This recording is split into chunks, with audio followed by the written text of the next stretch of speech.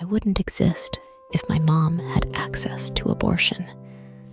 My perspective on the Texas heartbeat bill. My mom was 11 years old when her older brother's sexual abuse of her got her pregnant. Her parents covered up the abuse, forcing her to lie and say she'd been fooling around with a boy in her class. They hid her away from the public eye and shamed her for being pregnant. She begged to be allowed to abort me, but her parents denied her access to an abortion. Childbirth left her disabled.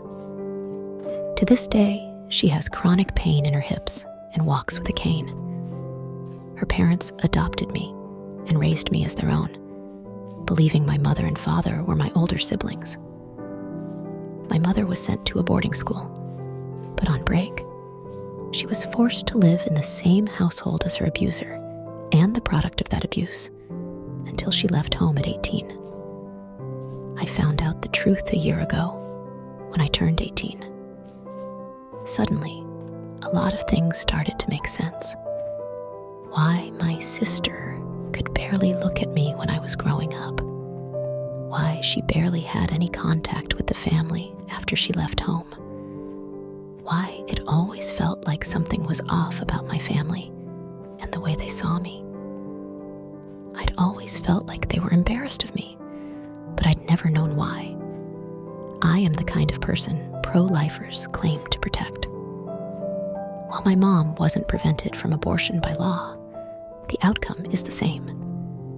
I, and many other babies, was born to an unwilling and deeply traumatized young mother. I was born a reminder of abuse, a shameful family secret. When an unwanted pregnancy occurs after abuse, this is the outcome many pro-lifers hope for. This is the outcome the Texas heartbeat bill intends to enforce. I'm one of the lucky ones. I found out at 18 when I had the capacity to process it.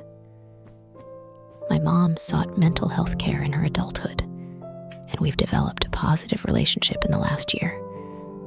I wasn't raised by a resentful mother, bounced between begrudging family members, or put in foster care.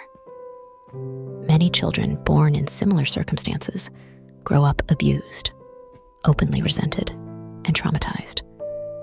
My life is fine, and my mom's life is fine despite everything she went through. But if I could go back in time and somehow change her parents' minds, I would do so in a heartbeat.